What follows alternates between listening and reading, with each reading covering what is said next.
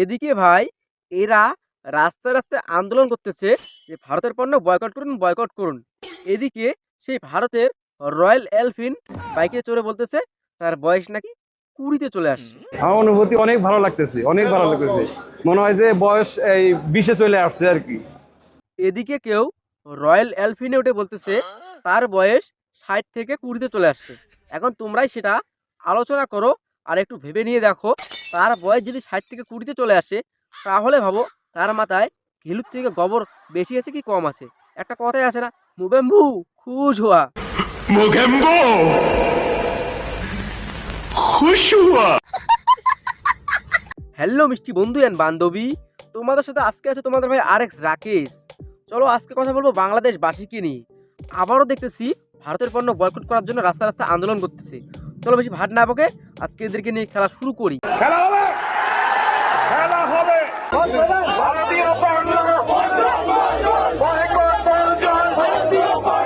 তোমরা হয়তো অনেক দিন থেকে দেখে আসতেছো বাংলাদেশিরা ভারতের পণ্য বয়কট করতেছে।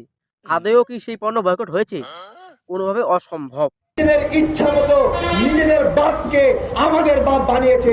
আমরা যারা সন্তান না, যাকে তাকে আমরা বাপ। এরা সকালে উঠে গান শুরু করে দেয় যে ভারতের পণ্য বয়কট করুন বয়কট করুন। আদৌ কি বয়কট হয়েছে? সকালে উঠে যে দাঁত ব্রাশ করে সেটা হলো ভারতের প্রোডাক্ট, আর যে হারপিকটা ব্যবহার করে সেটা হলো ভারতের প্রোডাক্ট। তাহলে তোমরাই বলো এরা কোন হিসেবে ভারতের পণ্য বয়কট করে?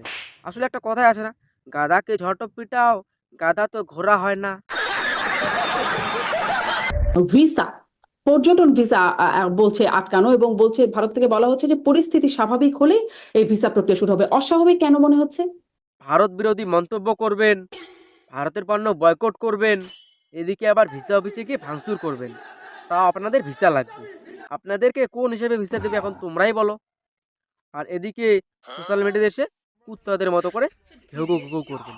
তাহলে কি ভিসা দিবে? যাও আমেরিকা যাও, চীন যাও, সৌদি আরব যাও, পাকিস্তান যাও। ও পাকিস্তান তো হলো আবার এদের নতুন আব্বা, তাহলে পাকিস্তান চলে যাও।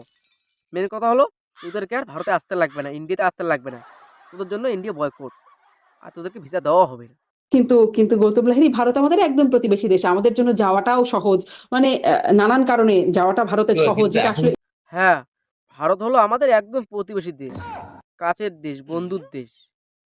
ভারতে গেলে আমাদের অল্প সময়ে যাওয়া হয়ে যায়, কম টাকা খরচে হয়ে যায়।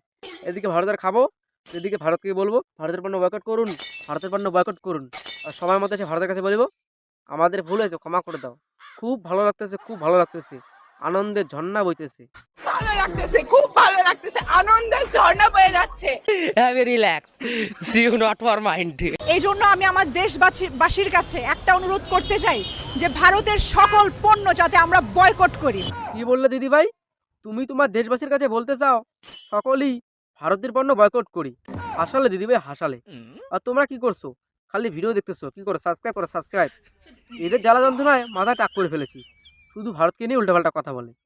তুমি তোমার দেশবাসীর কাছে বলবে সকলেই ভারতের পণ্য বয়কট করি। যারা সেই ভারতের পণ্য বয়কট করতে যাবে তারা ফার্স্ট দেখবে তাদের বাড়িতে যত কিছু মাল আছে সব কিছু হলো ভারতেরই প্রোডাক্ট, পণ্য। তখন কি করবে? তারা কি পণ্য বয়কট করবে? তখন তো তোমার মুখেই থামা ঘষে দেওয়ার চেষ্টা করবে।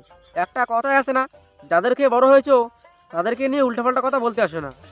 শেষ পর্যন্ত তাদের কাছে এসে বলতে লাগবে আমার ভুল হয়েছে, ক্ষমা করে দাও। আমার ভুল হয়েছে, ক্ষমা করে দেন। তাহলে আজকে এই ইন্ডিয়ান এমপ্লয়ীদেরকে লাথি মারতে দেরি হচ্ছে কেন? বললাম না ভাই, এদের মাথা পুরো গেছে। এদিকে এরাই ভারতের পণ্য ব্যবহার করতেছে, এদের বাংলাদেশ থেকে লাখ লাখ মানুষ এসে ভারতের মধ্যে কাজ করে খাচ্ছে। আর এদিকে ভারতের কিছু মানুষ তাদের বাংলাদেশে কাজ করতে গেছে, এদের কোম্পানিতে চাকরি করতে গেছে, তাদেরকে নাকি লাথি মারিয়ে তাড়িয়ে দাও। क्या बात है सर। কথায় আছে না, বাংলাদেশের উন্নয়ন 1971 সালে যেরকম ছিল এখন 2024 সাল, এখন সেই রকমই আছে। এদের কোনো উন্নতি নেই, দিন দিন ডিপ্রেশনের মধ্যে চলে যাচ্ছে। মেন কথা হলো এই সমস্ত মানুষের জন্য। একটা কথা আছে না, মুবেম্বু मोगेम्बो खुश हुआ। সবাইকে 2টা করে টি-শার্ট, সবাইকে 2টা করে টি-শার্ট, 50টা লিফলেট এবং 10টা পোস্টার দিব। পোস্টারটা আছে, আপনি আপনার বাজারে 10টা পোস্টার এরকম লাগাবেন 10টা জায়গায়, যাতে করে মানুষ চিনতে পারে। এইরকম টি শার্ট পরে দোকানে টাঙিয়ে দিলে ভারতে ছেড়া যাবে না, তাতে আমাদের লাভবান হবে। এর থেকে বড় বড় দেশ ভারতে ছিঁড়তে পারেনি, আর নাকি ছিঁড়বে বাংলাদেশ। বাংলাদেশ তো আমাদের ওইটারই যোগ্যতা হয়নি। ভারত থেকে পেঁয়াজ, মরিচ, আদা, তেল না গেলে তাদের পেটের খিদাটুকু মেটে না, আর তারা ভারতকে নিয়ে কাঠি করে, তারা নাকি ভারতের পণ্য বয়কট করতেছে। এতে আমাদের ছিঁড়াও যাবে না। বড় বড় দেশগুলো ভারতের ছিঁড়তে পারেনি, এখন নাকি ছিঁড়বে বাংলাদেশ। আমরা এদিকে ফারাক্কাবাদ খুলে দিলে এদের বাংলাদেশ ডুবে মারা যাবে মানুষ। আর এদের মুখে বড় বড় কথা, কথাই আছে না, এরা মুখেই বড় কিন্তু কাজে বড় না।